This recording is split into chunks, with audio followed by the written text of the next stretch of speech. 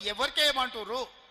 ఇవాళ ఆదిలాబాద్, నిజామాబాద్, కరీంనగర్, మెదక్లో టీఆర్ఎస్కి అసలు పట్టభద్రుల ఓట్లే లేవా?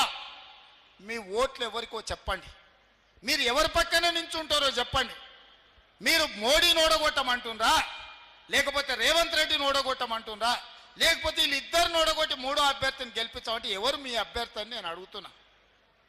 ఎన్నికల్లో అభ్యర్థి పెట్టలేని దిక్కుమాలిన పార్టీ ఇవాళ రాజకీయాల గురించి మాట్లాడే అర్హత మీకుందా?